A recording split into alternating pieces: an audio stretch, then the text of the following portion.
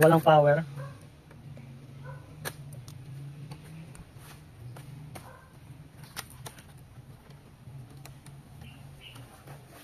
Walang power kahit susian. Wala. Kahit nakakonect naman yung battery. Nakikita natin.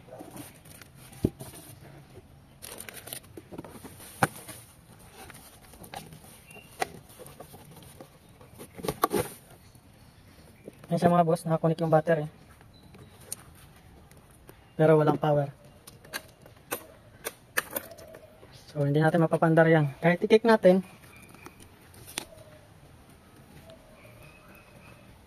naka-on yun.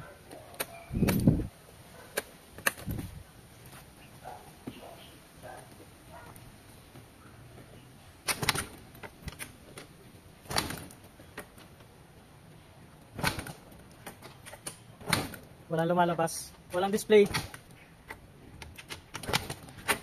Walang display. Hindi natin mapandar. So ang gagawin natin dito guys,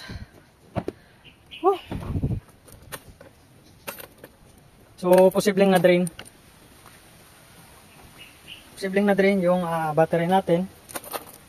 So kung mangyari ito sa inyo, madalas kasi nadidrain yung battery natin, ano? Madalas nadidrain yung battery natin gawa ng may naka-standby tayo na signal light or hazard light, or may mga sinasaksak tayo na nag-consume ng battery natin. So madalas kasi mabilis kasi madrain yung battery nito. So ngayon, hindi natin mapapandar to kahit kick. Tatry natin na i-kick. So then dito nagtataka din ako anong purpose ng kick, kung bakit hindi ito ma-kick. Hindi natin mabuksan, hindi natin ma-paandar gamit ang kick. So para saan nga ba itong kick? Bakit wala? So ang gagawin natin guys, tanggalin yung kanyang battery. So ito, may screw. Wala tayong ibang gamit kundi screw lang. Tatanggalin muna natin. Daming kalat. So marami tayong kalat dito guys. Turn off muna natin. Switch off. So walang mag-ahawak ng camera guys. Kaya ito na lang, kakayanin natin yan. One hand lang. Nice. So madalas nangyayari ito. Minsan nagta-travel tayo, madrain yung battery natin, hindi na natin makick. Hindi na natin mapandar.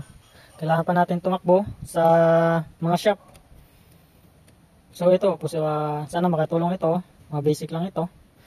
Ito lang mga aking na-discover mga guys, mga paps, mga kabukol, mga boss. So sana ito ay makatulong din sa inyo.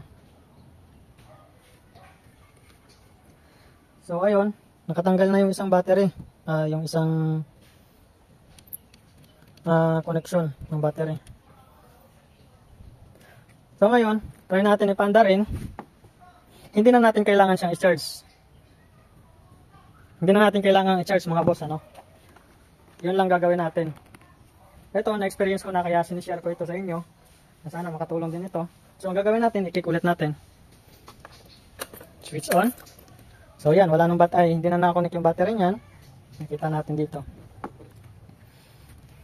So paano natin siya mapapandar nang hindi natin tina-charge ang battery?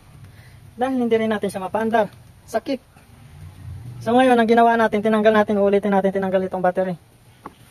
At saka ngayon, i-kick natin. Susubukan natin itong i-kick. Kung aandar nga ba siya.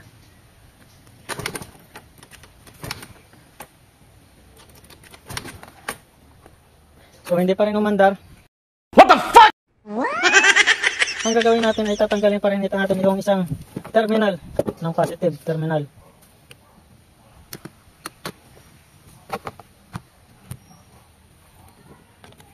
Bitawan ko muna yung cellphone kasi hindi ko mahawakan.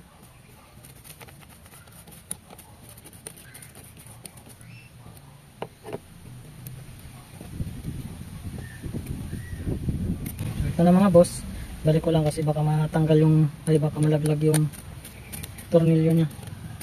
Wala nang nakakabit. So dalawa na yung wala tinanggal natin mga boss.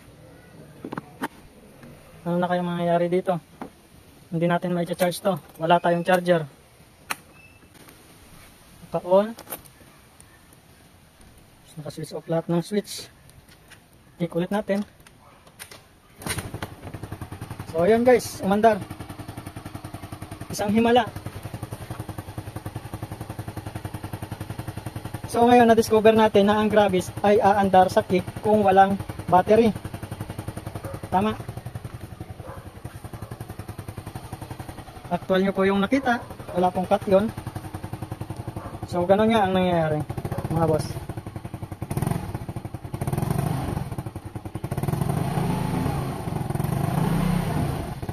Saka natin ngayon ikakabit yung battery. So masyadong mataas yung pa na ito. So dapat naka free wheel ano. Kumandar at least umiikot yung gulong. Goods yan, goods. So saka natin ngayon ikakabit yung battery. So, wala na naman maghahawak ng cellphone para magkabit ng battery.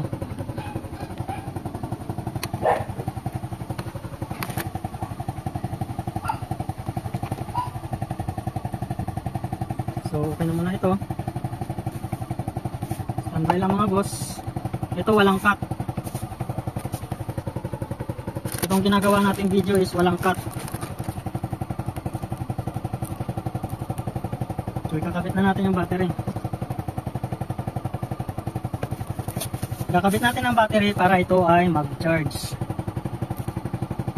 So pag nag-charge na yon, saka na ulit natin siya magagamit sa push start. So yun guys, sana nakatulong sa inyo to. Kung sakali man na mawalan kayo ng power sa daan, screw lang ang kailangan natin. Screwdriver. So malabo. Yan. Hindi natin kailangan dito ng ibang tools, kundi screw lamang mga boss.